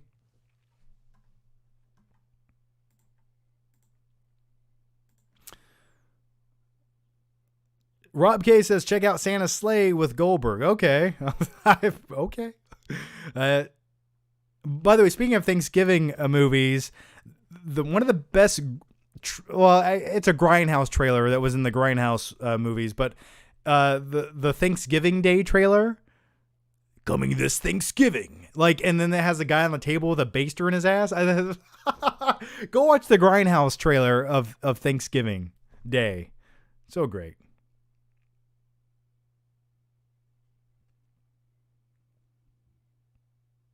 Why didn't you ever review Tenet? Why didn't I ever review Tenet? I don't know. I just didn't want to make the video. I don't know. I want to review it. And maybe I have like a list. I have literally it's back there. You can see it. I have a list of like 15 video ideas I need to make right now. And that's one of them. And I think the urgency to like talk about it, I just wasn't there for me. I was just so disappointed by it. I didn't want to rush home and talk about it. But like I said, with a lack of movies coming out for the foreseeable future, I'll do a late review of Tenet. Actually, I remember what I was going to do. I have Tenet coming out. It's coming on Blu-ray. Is it the early December, I think? And I wanted to get the Blu-ray. And I had a whole bit and I had a whole idea. And I was going to do a review of Tenet then, but I was going to watch the movie with the captions on so I could understand what people are saying. That's what I was waiting for. So yeah, Night King 01, I just answered that question. So thank you for the super chat, but I just answered that exact question. So I'll do one. Don't worry. The Upside Dan, Better Watch Out is a good Christmas horror film. Okay, I've never heard of it, but I'll check into it, man. Well, also, what was that Christmas movie with Kirk Cameron? That really shitty Christmas movie. That's a good, scary Christmas movie. I mean, where like they throw religion down your throat. Brett Alltop. Hey, thanks for the super chat, Brett. It's Jay Wheeler. Stop telling people Big Trouble Little China isn't the best movie ever made. It's a fun movie. It's a good John Carpenter movie. It was never one of my favorites. I was always like more of an Escape from New York type kid. What's your favorite Kurt Russell performance? I don't know, man. It's hard to top Snake Plissken, man.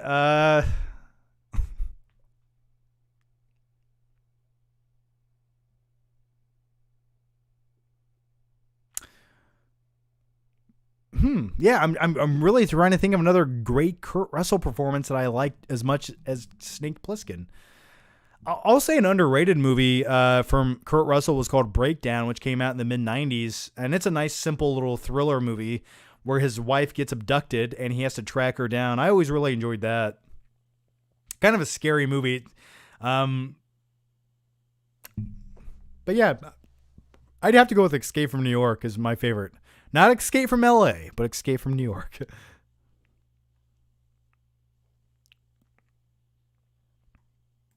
All right, hang on. Let's find some. Oh, there we go. Okay. Lone Tiger. Thoughts on Mandalorian's latest episode? The name reveal in the end, though. Also, I enjoyed episode 2 as well, especially the X-Wing sequence. Anytime I see X-Wing, the little kid inside of me starts bouncing around everywhere, laugh aloud. Yeah. The newest episode I liked. see, with the newest episode, it progressed the story a lot, and I liked that, and I liked where it sort of gets you excited for where they're going next. That was great. As far as the X-Wing sequence that you're mentioning, and by the way, guys, I don't even know if what I'm about to say is a spoiler in The Mandalorian, and maybe put your earmuffs on for the next 31 seconds. But my biggest issue with the Mandalorian sequence, or I'm sorry, the X-Wing sequence, was like they sort of come and save the day, and they're like, okay, bye now. It's like, meanwhile, his ship is still crashed. It has holes in it and a giant spider on top of it.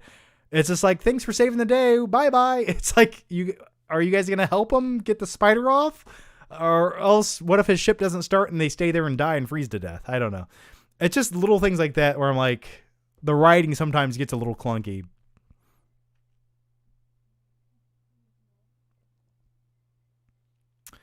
Kofi F. Should I watch Jingle All the Way or Home Alone 4? Oh, man. Oh, Jingle All the Way 2. Now, I've never seen all of Jingle All the Way 2. But Home Alone 4, that kid in Home Alone 4, I've never wanted to see a kid, like, be murdered by intruders more than anyone than the kid in Home Alone 4. So maybe Home Alone 4. That's just, like, there's only, like, who the fuck wants to watch Larry the Cable Guy try to be funny? At least watch Home Alone 4. It'll be so bad, it'll be slightly entertaining. Craig Thompson, thoughts on Lion King live action movie? Not very good. It's sort of pointless. Duplicates everything the animated movie did, but does nothing better. The voice acting is all much worse than the original. I didn't really like anything about it. I mean, I thought Timon and Pumbaa were the best thing about it. I would say Timon and Pumbaa were the best thing about the live action Lion King, but I still enjoy the originals more. So, yeah, just kind of a bleak, sterile movie that served no purpose, but it made a lot of money. So now we get to see. I'm hoping the sequel has a little bit more originality to it. That's my hope. Roberto Jordan, thanks for the super chat, man. Thanks very much. And thank all of you very much for joining me. All right, guys, I'm getting hungry. How long have we been talking here? Let me double check. Almost 2 hours. That's a good time for a live show, right? All right, guys. I think I'm going to wrap up the live stream right here. I'm going to make sure you guys don't leave any more great, juicy questions because I don't want to miss them. Grimm's Silo, obligatory gentleman question. Grim, I'm glad you joined me, and thank you for the question. I did watch The Gentleman, and I didn't really like it. I thought I'd actually like it more than I did. I didn't really like The Gentleman that much. Like, I don't think it's bad. Like, if I just came across it late at night on TV and I was like, oh, that's okay. It's like sort of like a typical Guy Ritchie movie. I liked the premise of it. I liked how, like, they have like a hidden bunker of like growing weed. That was fun. But the overall story, I just didn't care about any of the characters, to be honest with you. I like Matthew McConaughey, but I didn't really give a shit about his character or anyone in the movie. So I did watch The Gentleman. I did watch it, and I just, it was okay. It's one of those movies, and there's usually when people tell me to watch a movie and like 2 months go by and no one else is talking about it or referencing it, I'm just like, did it really resonate with people at all? And if so, what's the point of watching it? I don't know. So I did watch it. It was okay. Lone Tiger. Here are the most recent Blu-rays I bought because they aren't on 4K. Miracle, My Cousin Vinny. I like My Cousin Vinny. Motorcycle Diaries, 42. 8 Below, Malcolm X, Disturbia, Goodfellas, A Knight's Tale. I know you've seen a few of these. I don't think I watched 8 Below.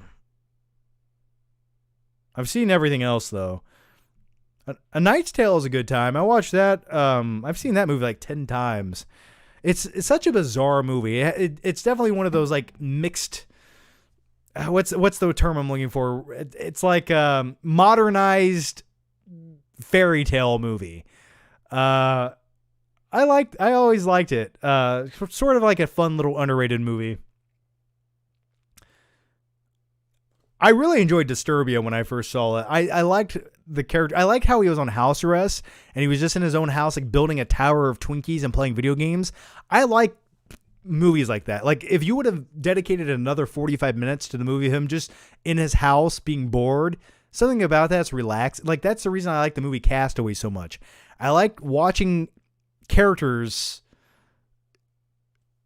in solidarity. Like I like watching them alone, just living their life. There's like something about a weird sense of voyeurism you get with it. The next one comes from Claudia Rogajon. Wait, one more thing. What movie does everyone hate that you love other than 8mm? Mine is Constantine. You know, there's actually a cult following for the movie Constantine. There really is. One movie you hate that everyone... One movie I hate that everyone loves is A Star is Born. The Lady Gaga movie, A Star is Born. The thing is, I don't like either of the characters. And when they have this fucked up relationship where they just have all these issues, I'm just like, you're both helpless. I don't care to watch you. It's almost frustrating. And I'm like, just don't be together. Like, stop forcing this terrible relationship I don't care about. So maybe A Star is Born. All right, guys, I think I'm going to wrap it up there. Thank you guys so much for the questions. Thank you for joining me once again for another live stream. Much appreciated. And if you want to, give the video a thumbs up because YouTube thinks by clicking that button, you guys like the video more and you'll see it in your inbox next time because YouTube likes to hide videos from you. Don't let them do that. Click the thumbs up button, click the notification bell, click the subscription button, and all that other fun stuff. But once again, guys, thank you so much for the questions. I do appreciate it. And just thanks for coming and joining and watching. Like I said, I am working on new videos. I'm trying to finish setting this up back here. It's been a process. But as always, guys, stay safe. One last question just came in. Claudia Rogajon, no, John, a movie you like that everyone else hates. Oh, I'm sorry. Please forgive me. A movie I like that everyone else hates? I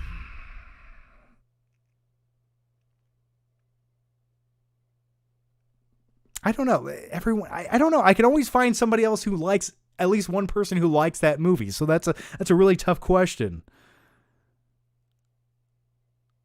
You know, rather than, I can't think of one. Like, I like Waterworld with Kevin Costner, but some people like that movie. So I really enjoy it. I think it's so fun. But I'll tell you, before I go, I'll give you one underrated movie that I really enjoy. And I don't know why I just remembered this, but I've seen this movie probably 10 to 15 times, and it's called Blood Diamond. It's a truly underrated movie with Leonardo DiCaprio that I think, if you haven't seen it, go watch Blood Diamond. It's my recommendation to you. It's a movie that has a little bit of everything in it, and the scope of the movie is just great. It's heartfelt, has a great score. Jennifer Connelly's in the movie. Go watch it, please. And it's based on a true story, which even makes it that much better. So that's my recommendation to you. Go watch Blood Diamond, a truly underrated movie. All right, guys. So as always, thank you so much for watching. And I'll just say it once again. Thank you so much for watching. I do appreciate it. As always, guys, stay safe. I'll see you next time. I'll see you sooner than later for a new live stream. I'll make the next one better than this one, I promise. And hopefully it doesn't freeze up. As always, take care, and I'll see you next time. And by the way, if you guys are Patreon supporters, a brand new podcast and a Patreon Q&A is coming very soon. I promise you, so look forward to that. Also with a giveaway announcement in the next Patreon video. So yeah, look out for those things. Thanks for watching, guys. I'll see you next time. Bye-bye.